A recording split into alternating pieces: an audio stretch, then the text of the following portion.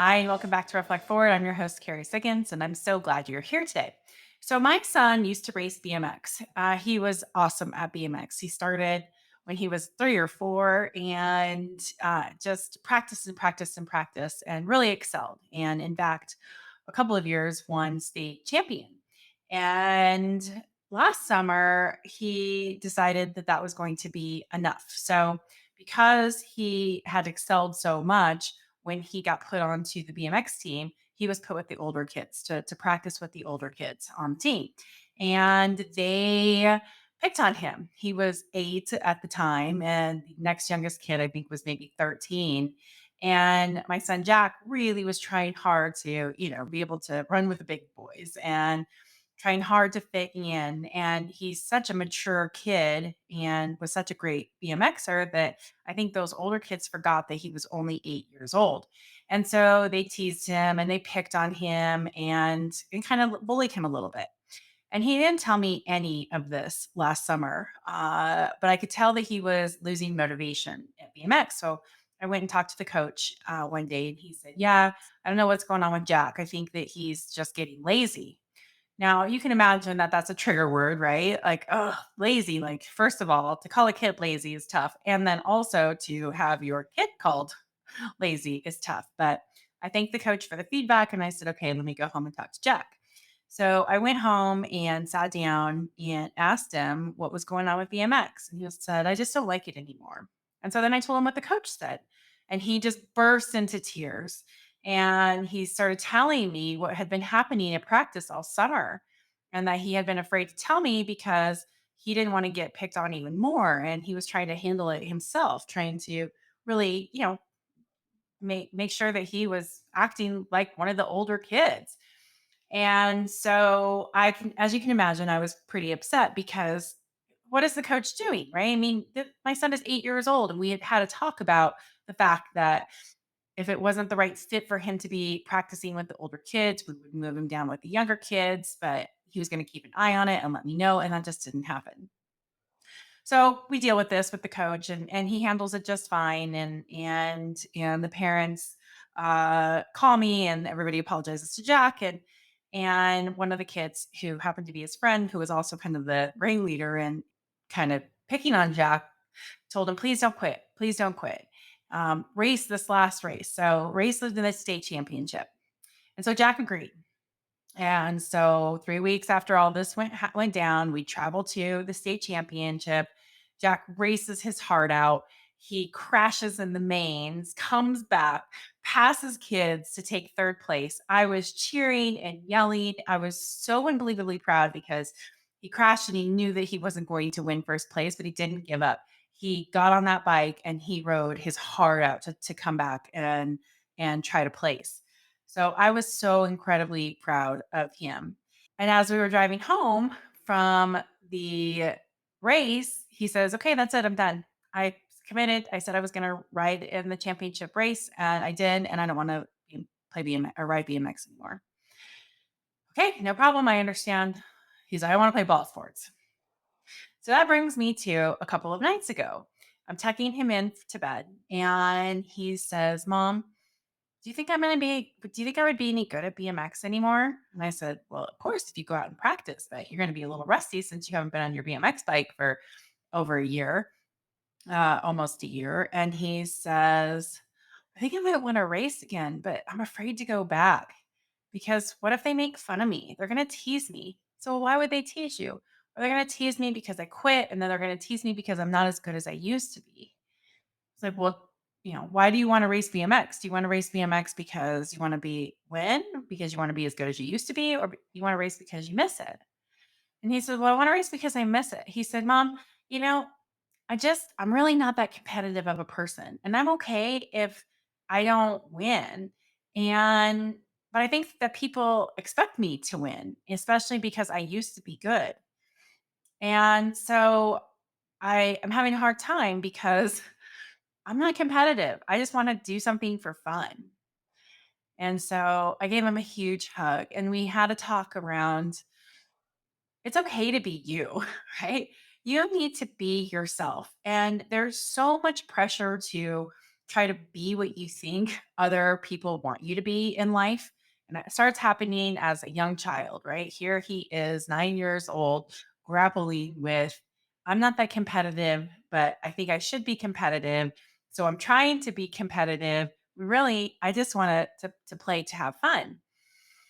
And so I told him this. I said, you need to be you. The best thing that you can do in your life is to let go of your attachment to what other people think of you. Live your life. If you want to go out there and you want to ride BMX for the love of it, that is awesome. In fact, more of us should do that because so much of us lose the joy in what we do because we're so busy trying to compete, trying to win, trying to be what somebody else thinks we need to be rather than just doing it for the joy of exercising or learning or growing or whatever it is in life. So be yourself and let your attachment to what other people think of you go. You do you. It's the best piece of advice I could give you. If you want to go out there and you want to ride BMX, I will take you to the track. You can practice in private. You can decide if you want to race or not. You can do whatever you want, Jack. That's what you get to do with your life. And he gave me a big hug and he said, thanks, mom. I always feel better when we talk. And the next morning he came to me. He said, I don't think I want to ride BMX anymore. I think I really want to just stick with ball sports.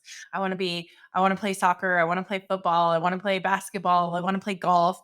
And so I said, okay, great. That's fine. This is the time where you get to explore to do all of that. But it really made me pause because I spent much of my childhood, adolescence, teenage years, adulthood, early adulthood trying to be what I thought other people wanted me to be. And it was really destructive. It took me a long time to figure out who I was as a person, who I was as a leader, and truly be authentic in what I wanted and learn how to say no, learn how to say, I'm okay with not being good at that. Learn how to say, I'm okay with not focusing on that.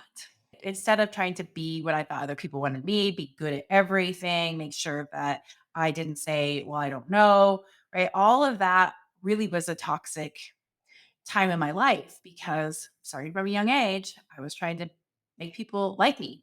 And so I wanted to share this story with you because I think that we can all relate. Everybody at one time in our lives has tried to be what we thought other people wanted us to be and have maybe lost a little bit of ourselves or lost our way. And maybe you're in that right now. And I really want to encourage you to be okay with being you and learn your strengths and weaknesses and go after what you want. You have one life to live and you can't live it for other people. And so this was such a great story and it moved me and it resonated with me because, well, I lived that life for so long. And even now, as a well established adult, about to be 44, and a established leader who has found her way, I still find myself sometimes going like, oh, I wonder what people are going to think when I do this. And, should I make this decision? What is this going to look like? What is this perception going to be of me?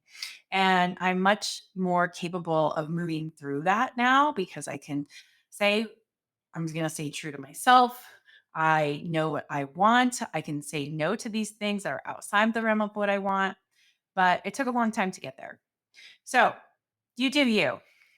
Live your life and let go of your attachment to what other people think of you. And I know it's not easy.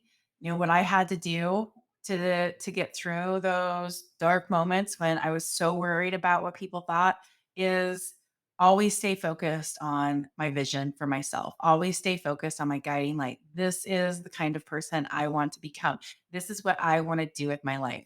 Whenever I would feel that pull of like, well, maybe I should do this, maybe I should do that, I could always come back to my vision for myself. And that is, I want to be an impactful leader. I want to be a great mother. I want to have some leisure time so that I enjoy my life. I'm going to be true to myself and say what needs to be said, even if it's not always popular, because that's how I stay grounded in truth and integrity to myself.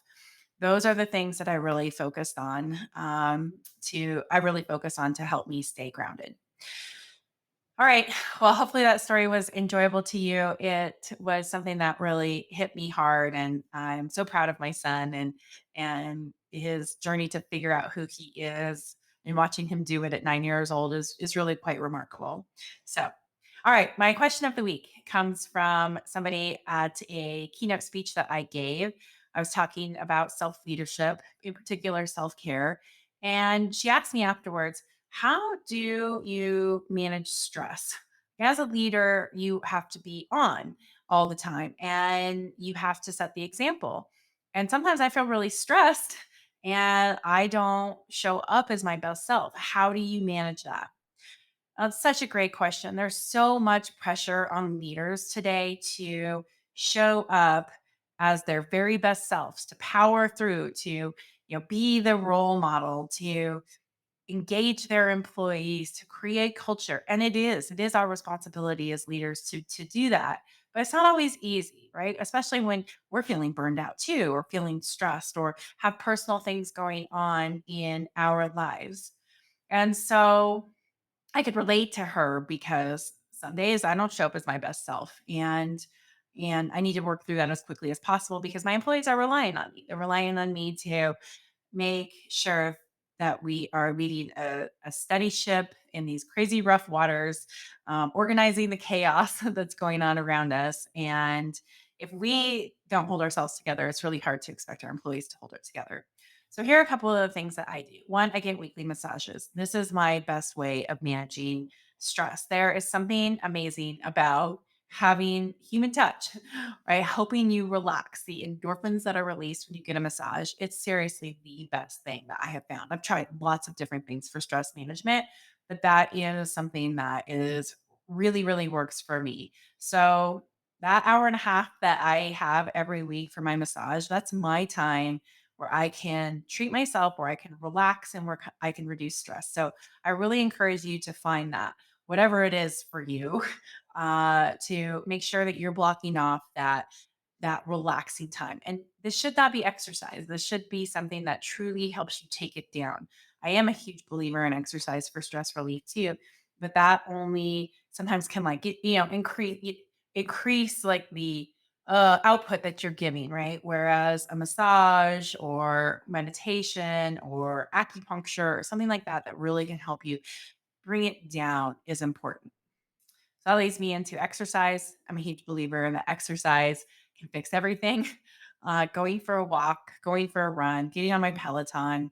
It's amazing how much better I feel when I get a little bit of exercise. So I try to make sure that I move my body every single day for stress relief.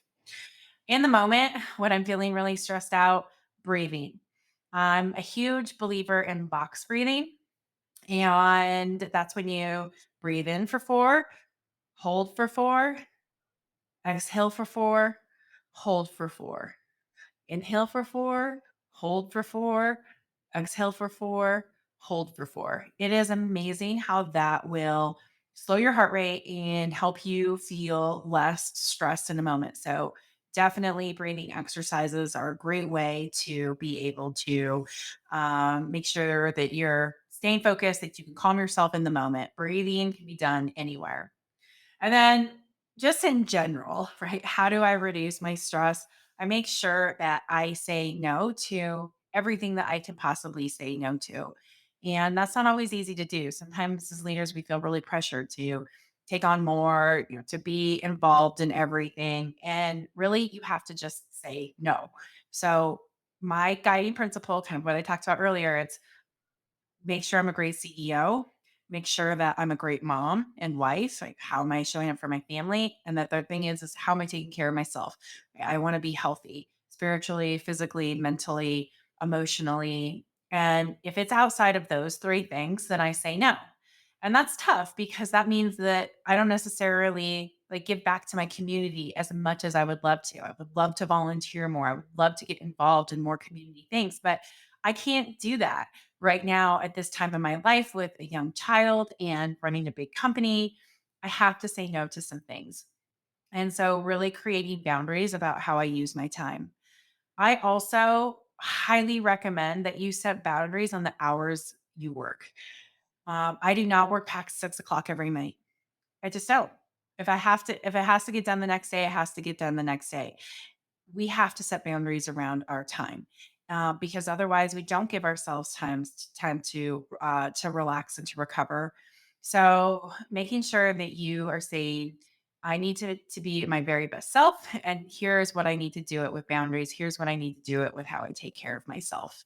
And then the last thing I want to talk about is mindset. And there's lots of different ways to focus on your mindset, but the way that I really do it is I try to turn everything into a gift, every challenge into what can come from this, and look for that gift. Look for the power of the lesson. And so when you switch your mindset from, oh, this is so hard, I'm so stressed, I have this challenge to, there's going to be a gift in this. I'm going to learn so much about myself, about this project, about a new skill or talent. It helps you focus on the positive, even when you're feeling pretty negative. So I was just doing this last night. I was telling myself a story about not being able to get something done. I looked at my email and I was like, oh my God, there's 15 emails that I haven't replied to. I feel so bad. I need to sit down right now and get them done. And I said, no, I'm going to change my mindset with that. All those people there know that I am a busy leader, and they're going to forgive me for not getting back to them. So, what I'm going to do is set aside an hour on Monday morning, and I'm going to go in. I'm going to flag all the emails I need to reply to, and then I'm going to go back and reply to them. And I'm going to just spend an hour doing that so that I feel like, okay, whew, I've done that. I've cleared it out. And I don't have to feel guilty. And I was like, okay, then I could compartmentalize it and let it go, leave it alone. But I had started to get into that story of people are going to judge me and I'm a bad leader because I haven't responded to these emails. And that's just not true. I'm busy. And everybody's going to understand. And I can change my mindset and set something much more positive in place and have a much better mindset about it. So, anyway, those are some of my tips. It's not easy, right? The pressure is on for sure, but you have to protect your time. You have to protect your well being if you want to be able to show up as your very best self for your team. And you can only do that when you're doing things that help you stay in that positive mindset. So, those are my tips. All right. I hope you have a fantastic day. Thank you for joining me on this episode of Reflect Forward. If you like this podcast, please write a review, send it to a friend, rate it, share it. It helps with the algorithms, and I always appreciate it. Thanks so much. Take care.